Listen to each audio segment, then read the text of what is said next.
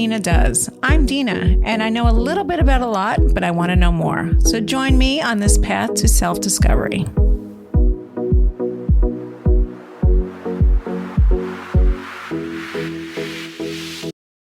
Hello, and welcome to this catch-up episode of Dina Does, where I'll be talking to you about what's been going on for the past half a year or so since we spoke last on this podcast.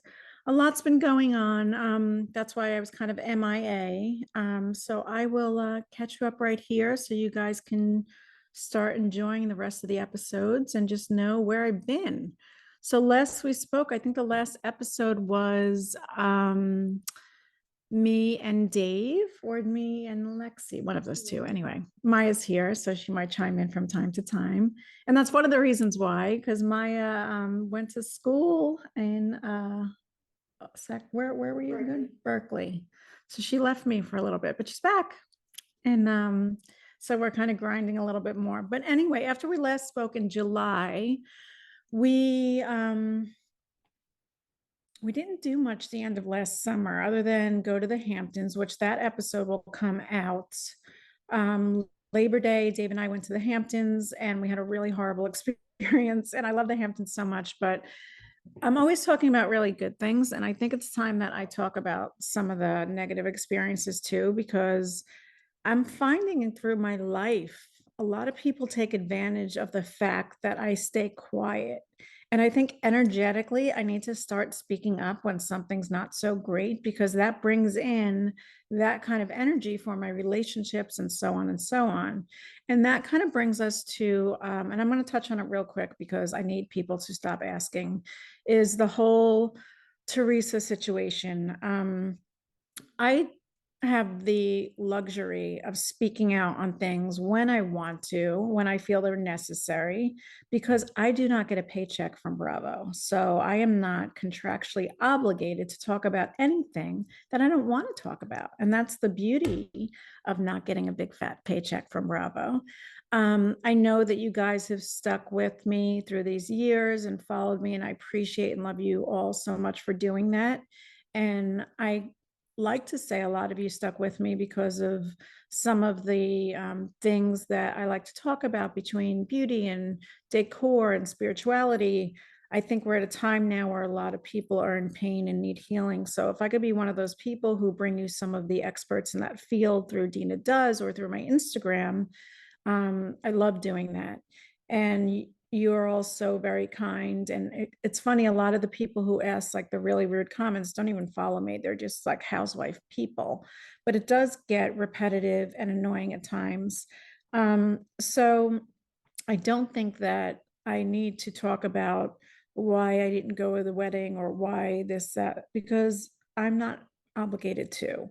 And maybe one day I'll talk about different things. And maybe I won't, but I just would love for everyone to stop asking, you know, what happened and why I didn't go to the wedding. It's my business. And I think that's where it kind of needs to stay for now, right, Maya? Yep, that's so. So yeah, I understand that you guys are like, yeah, but we follow you and it's part. Yes, I agree. If I am part of the show, I am obligated to give off my personal information and personal things, but I'm not, so I don't have to. And that ends that. So that's kind of how the end of the summer one, it was super annoying. And I think I took a little hiatus from Instagram because it was so annoying to be constantly asked those questions and the different headlines in the press. It was really obnoxious and annoying. So I took a little hiatus and then we went to Israel in September, late September into October. Actually, was it in the end of October? And as you know, if you follow me on here or on, well, not on here, this is the podcast, but if you follow me on social media, I came back from Israel with some kind of freakish virus or bacterial infection or something. Whether, I mean, that you always run that risk when you're going to other countries because our bodies are not acclimated to their water systems or their food or what have you. I would imagine people from other countries come to America, there's different strains of things they're not used to either. So I came back super sick, and so did a few other people in the group that I went with. And when I tell you I could not get out of bed for months, that's how sick I was. And I think while my immune system was so beat up and weak, Dave got double pink eye in December. And he was like, Dee, I think I just got sand in my eyes. You need to pick out the sand. So here I am picking out what I think is sand that he just came back from, like running an errand in the parking lot. He said sand blew in his eye, and I'm picking out dried pus. Isn't that disgusting, Maya? I thought it was freaking sand. And of course, 4 days later, I wake up with the most wicked double pink eye. Like I went to 4 different doctors thinking I'm never going to see again. Like this is the end of my eyesight. It was really, really horrible. But in hindsight now, I think that maybe was COVID. Because yeah, the last strain I read, even though the doctors that I went to, I even went to an eye doctor, none of them mentioned it. But I had been testing for COVID that whole time that I was sick before this, and it was negative. So I gave up. I'm like, okay, this is not COVID. But now that I look back, that pink eye may have been a version of COVID. But I dodged it for, my God, the entire time. So I went till we had to cancel our Christmas plans. So Christmas of 2022. So I dodged COVID all of 20, all of 21, and all of 22. Not bad. Not bad, right? And yeah, I kind of took the holistic route with all of that and kept my immune system as strong as I could. And I think that was one of the reasons why I didn't get it. And now it's all hindsight, and we could look back on the craziness of all that vax, not vax, you know, it was really a crazy time, right, Maya, when you look back, like the divide in the country, and People were losing friends. yeah, Yeah. losing friends, family members. It was insane. But I think everyone has the right to take care of their body in the way that they feel is right for them and their vessel. And looking back, it really was a really, really sad time. And I think a lot of people are feeling the repercussions of it now. So I'm just glad that I was able to stay healthy for the most part. And then whatever this that got me, whether it was on the plane or there or whatever, it did a great job of really beating up my immune system. So Christmas was canceled. We were supposed to go to Palm Springs, and we canceled it because we both looked like freaks. Like it wasn't pink eye. It was like on another level. It was pink eye. But I'm just saying, like, I've never had pink eye, but my eyeballs were like raw. And it lasted for about 2 weeks. It was terrible. So then we went to Costa Rica, which I almost canceled. And I went back to 2 of my doctors, and they cleared me to go. They're like, listen, your pink eye is only contagious when it's at this stage. It's all, the red is kind of gone. I just had like a little bit of a sniffle left, and they were like, you're not contagious anymore. Just be mindful. And I'm so mindful of when I travel to, not touch things or wash my hands over and over again. So I was very mindful. And I think just that pure air of being in Costa Rica just kicked whatever was left out. And I have to say, Maya, I've been getting IV infusions like from the hydration room. I'll give them a shout out. And that was day and night, how I felt before I got it versus after. And that was one of the things that was like, okay, it was like a week before Costa Rica I did it. I was like, okay, I'm feeling a little bit back to myself from not feeling good from October. So it's the IVs. The IV kind of like pushed me into feeling like myself again. And then Costa Rica, that clean air. And we were in the middle of the jungle at this amazing hotel. And it was just like, that's what I needed. It's just like pure, clean, something stable. Yeah, medicine. It was amazing. So I'll do a separate travel blog on that trip to Costa Rica. It was really good because Lexi and I had a cacao ceremony with this. It wasn't offered at the hotel, but I kept on like bothering from our drivers who would drive the little golf cars around. Like, I want to do some sort of plant medicine here, but of course, they can't just offer it to you, even though it's legal in Costa Rica. These hotels have to be careful. So what they offered us was a cacao ceremony with a 14th generation shaman. He was so awesome. And he did this cacao ceremony with Lexi and I, and he's been so great since, where like we kind of keep in touch on WhatsApp, and he gives me books to read. And I was always a little uncomfortable holding women's circles and incorporating some of these indigenous, like cacao modalities into it because, I'm like this Italian girl from Jersey. And I felt kind of guilty, like this is not my medicine to give. But after working with the shaman a little bit in Costa Rica and afterwards, he kind of gave me a shaman blessing, if you will, to be the bridge between the indigenous people's medicine and working with the people that I work with here. And it makes me feel so much better because he is such like I said, 14 generations of this. And he was like, you can be this bridge as long as you give respect to where it came from. And I do. Before I do any ceremony, I always thank the land and the people from which these teachings, everything from smudging and saging on. So he kind of gave me his blessing to further explore this area of cacao ceremonies, et cetera, et cetera. So I feel really good about it. And he's been an amazing resource for me, and kind of, like I said, gives me books to read and exercises and ceremonies to do. So it makes me feel like I'm really respecting these ceremonies and where they originated. So I feel really good about it. And I think it's furthered my spiritual practice to a level that I've always wanted to go to. So it feels great. So that was Costa Rica. Again, I will do separate Dina Does travel on our stay there. It was amazing. I highly recommend. 20 out of 10, not even 10 out of 10, 20 out of 10. So we came home feeling much better, feeling like myself, went right into, Dave said, oh, Dina, I've got a great trip booked. We were, for my birthday in March, he was like, well, either going to go to Hawaii or Cambodia. And I was like, Dave, I love you. But I just got over being all this. I don't think I could travel outside of I can't go to Cambodia right now. I remember when I went to Bali and we were doing all these water rituals there, and I came back with this full body rash all over me that lasted about 2 weeks. And like I said, I'm not saying these places are dirty and don't go there at all. It's just our bodies are not used to the things that are in their water and everything else. So of course, being as sensitive as I am, I always have a reaction. I have to change that thought process when I go out of the country from now on and say, I will not have a reaction from this. I do find in Italy, because I think that's where my blood comes from. Maybe.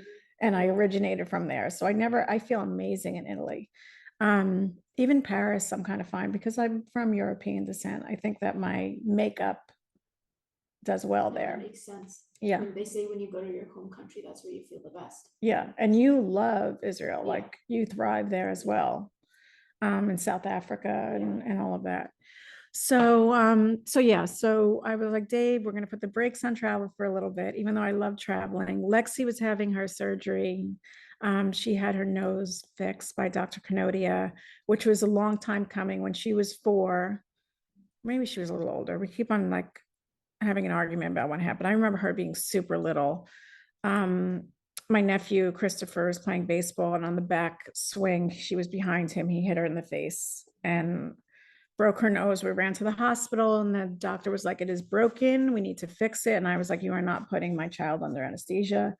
What's going to happen? And they said, well, she's going to have a Roman hook or something the way it broke, and she'll have to get it fixed because one side of her nose was collapsed. So I was like, okay, when she's older, she can get a fix. And she finally decided to do it. And I always said I was going to bill Christopher for it, but I didn't bill him.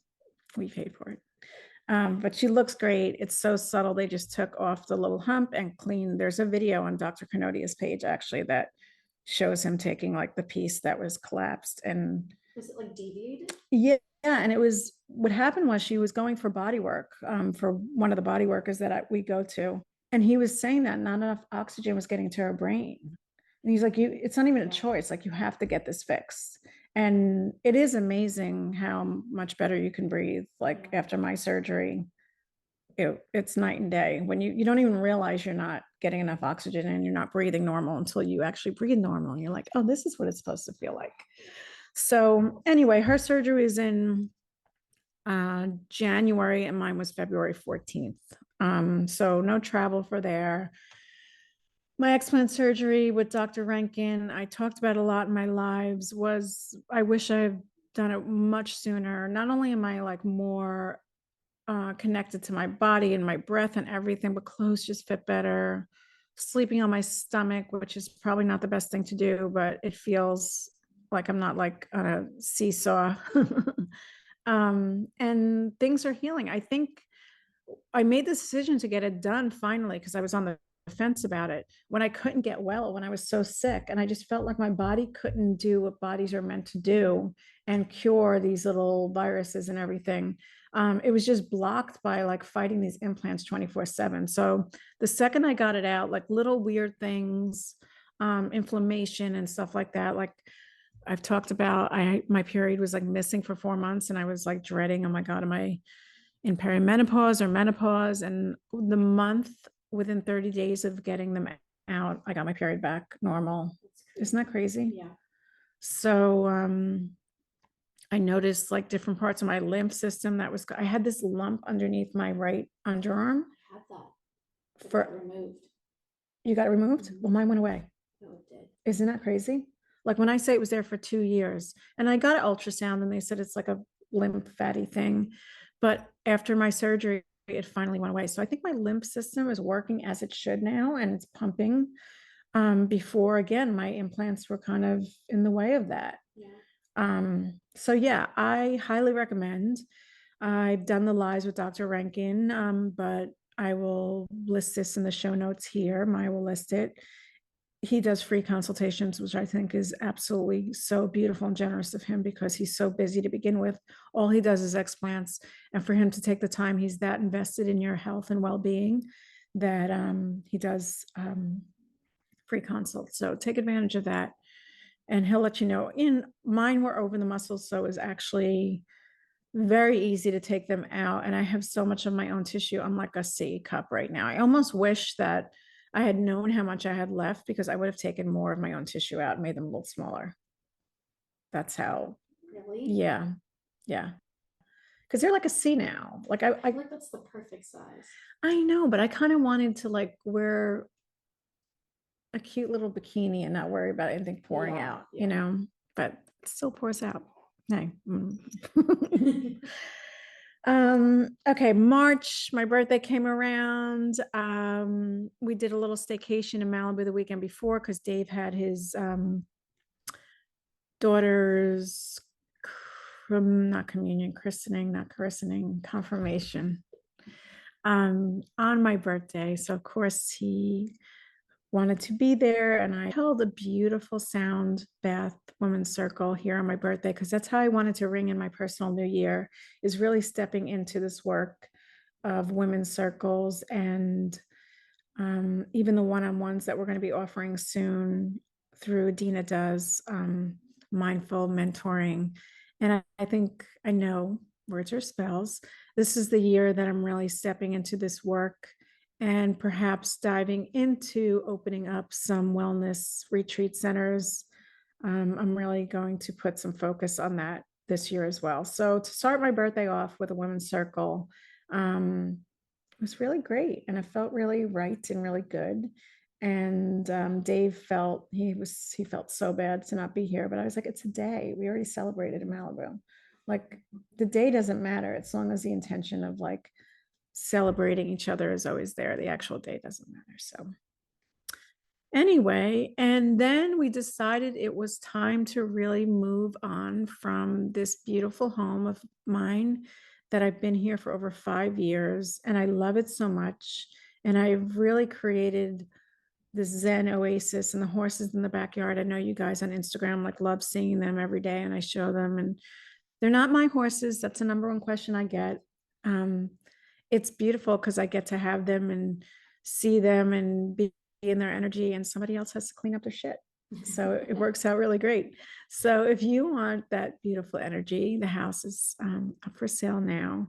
And I really wanted to go to a special buyer that's going to appreciate all of the energy that was put into this home and the love and just the healing that happened here. And I hope that for the next person who owns it, the next family, to have the really beautiful times that we had here. I don't think I'm gonna say where I'm moving to next just yet, but I guess eventually people will know based on my Instagram posts and everything. But the house is gorgeous.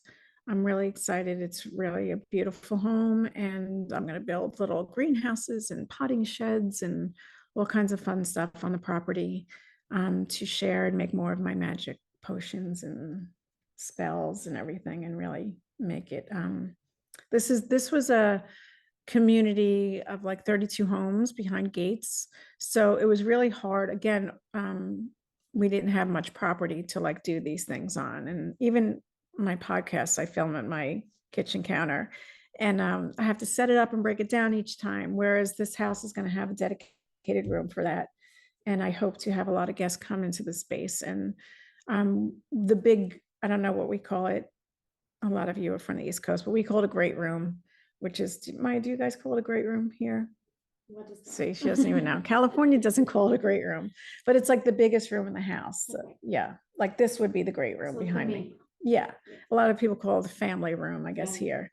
But the great room there is going to be dedicated to women's circles and spiritual work. So I'm not going to be doing anything too heavy there, but I am going to invite local women in to share in full moon and new moon circles and cacao ceremonies. And the room will be kept. Gotta love Dave for allowing me to do this, because normally it's like the room where you put, a bar and all of that, but it is going to be dedicated to this work. And we have another living room and den and all of that, and a viewing room. So he's the house in New Jersey, instead of a dining room table, he has a pool table and a ping pong table where him and his son like play for hours. So I'm like, you get that there, let me have this here. And he's totally supportive. So I'm very excited to move. Very sad to leave this home because I do love it. Look, Maya, the sun is out for the first time in, as I'm talking about this, in months and months and months. That was the other thing. It was a rough winter because it was raining nonstop here. And now we're in May, which is gray May and June gloom, they call it in California. And it's just like, now I hear like El Nino's on the way, more rain. What the heck, California? But I'm moving a little bit more up north where fires are a little bit more prevalent. So I'm actually welcoming all the gray because I don't think we'll have a big fire. I know we will not have a big fire season. No, let's say, I know won't happen because we got a lot of moisture. A lot of parts of California are out of the drought. And my gosh, the blooms are beautiful up in the canyons and stuff. Really beautiful. So I had enough of the gray, but I guess it served its purpose. But the sun literally just came out for the first time in months and months as I am filming this. So that's a good sign. So that's it. That's the catch up. I actually want to do this, and I want you guys to let me know if you think this is a good idea. I know a lot of you are housewife fans, and I could appreciate that. But we do talk about healing from trauma or just everyday life here on Dina Does. What do you think of having housewives on as guests and talk about different things that they do for healing or spirituality? Like, I know there's some who dabble, I know for sure. So what do you think of that, Maya? You think we should do a little bit of that? I think if they're open to it, 100%. Yeah. I mean, it would be a different interview rather than who you're trying to kill this season. But I think it's necessary. And I think mainstream is ready to talk about it and hear it. Everyone is desperate for healing. And I think that's why the franchise does so well. Because I have to say, coming from that background, because I love like helping women heal and everything, it is a little bothersome, like how the girls are always at each other's throats. But I think people like to watch that as an escape from maybe their own like issues, or wow, they have it worse, or wow, that's crazier, that family situation is crazier than mine. I think a lot of people say, oh, look at how much they have, but they're still fighting. Yeah. So sometimes it makes people feel better about maybe not having a certain like material possession or monetary value. Yeah. That's why it works. Yeah. So, I mean, it's really definitely a lesson in psychology to watch it. But I would love to turn it around a little bit and have some conversations about healing with them, whether it be from a divorce or, like Dorit, I know, had a situation similar to mine with the home invasion. So yeah, maybe I'll do that. We'll talk about it. But I wanted to catch you guys up. This will be the first episode out, and we've got so many great things happening this season. Like I said, maybe we'll switch it up a little bit and have some guests from the Bravo world on and talk about that. Maybe we won't. I don't know. We'll see. But I wanted to catch you up on all of that and just welcome you back to season 2. And thank you so much for being patient with us. And I'm very excited to share some of our guests this season and their wealth of knowledge. So we will talk to you soon. I love you guys. And that's all for today.